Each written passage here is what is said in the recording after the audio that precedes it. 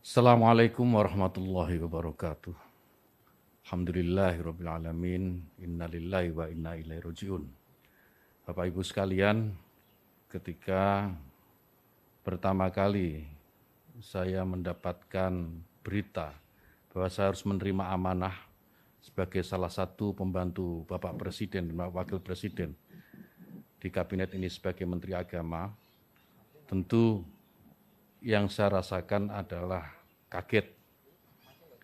Karena dalam mimpi yang paling liar saya tidak pernah membayangkan menjadi Menteri Agama. Tetapi apapun tugas amanah yang sudah diberikan ini, saya sudah bertekad untuk mewakafkan seluruh hidup dan apa yang saya miliki untuk bangsa negara. Dan kebetulan sekarang mendapatkan kesempatan melalui Kementerian Agama. Saya akan melakukan apa yang paling baik untuk bangsa dan negara ini. Yang berikutnya yang saya harus sampaikan adalah bahwa setelah nanti resmi menjadi Menteri Agama, yang pertama ingin saya lakukan adalah bagaimana menjadikan agama itu sebagai inspirasi, bukan aspirasi. Artinya apa? Bahwa agama sebisa mungkin tidak lagi digunakan menjadi alat politik, baik untuk menentang pemerintah maupun merebut kekuasaan, atau mungkin untuk tujuan-tujuan yang lain. Agama biar menjadi inspirasi dan biarkan agama itu membawa nilai-nilai kebaikan, nilai-nilai kedamaian dalam kehidupan berbangsa dan bernegara. Kemudian yang kedua tentu tugas yang tidak mudah, yaitu bagaimana bisa meningkatkan yang pertama adalah ukhuwah Islamiyah. Kenapa ukhuwah Islamiyah? Karena kita tahu bahwa mayoritas warga negara ini adalah pemeluk agama Islam. Maka negara ini akan damai, negara ini akan tentram jika sesama Muslim, sesama umat Islam ini memiliki ukhuwah atau persatuan di antara mereka. Yang kedua, meningkatkan ukhuwah watoniyah atau persaudaraan sesama warga bangsa. Kenapa ini penting?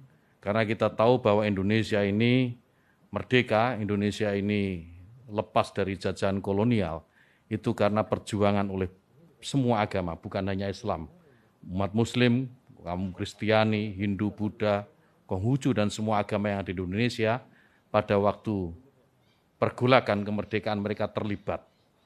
Sehingga maka penting ukhuwah watoniyah ini kemudian kita bangkitkan kembali, agar tidak ada satu kelompok pun, tidak ada satu agama pun yang mengklaim merasa paling memiliki negara ini. Semua berhak memiliki negara ini. Kemudian yang ketiga, ukhuwah basyariah, persaudaraan atau persatuan sesama umat manusia. Saya sering mengutip dalam beberapa kesempatan apa yang disampaikan sahabat Nabi, sahabat Ali karamallahu wajhah, bahwa mereka yang tidak saudara dalam iman adalah saudara dalam kemanusiaan. Ini saya kira penting untuk menjadi kesadaran bagi seluruh warga bangsa ini. Jika ini dilakukan, maka saya meyakini ke depan Indonesia ini akan jauh lebih tentram, dan pembangunan yang tadi sudah disampaikan oleh beberapa calon menteri tadi, itu akan lebih mudah untuk diwujudkan. Kemudian yang ketiga yang tidak kalah penting adalah bagaimana bisa memajukan pendidikan agama di lingkungan Kementerian Agama. Pendidikan agama apapun, termasuk tentu di dalamnya adalah pondok pesantren. Bagaimana pondok pesantren bisa didorong mandiri dan pada akhirnya akan melahirkan kader-kader terbaik bangsa, kader-kader terbaik yang bisa memberikan sumbangsih terbaiknya untuk bangsa dan negara. Saya kira demikian. Yang terakhir, mohon doa restu Bapak Ibu sekalian dan seluruh rakyat Indonesia agar amanah ini bisa saya laksanakan dengan sebaik-baiknya, istiqomah dalam kebaikan dan tentu saja membawa kemajuan bagi bangsa dan negara. Allahul muwaffiq ila aqwamit thoriq. Wassalamualaikum warahmatullahi wabarakatuh. Terima kasih Pak Gus Yakut. Berikutnya Pak Sakti Wahyu.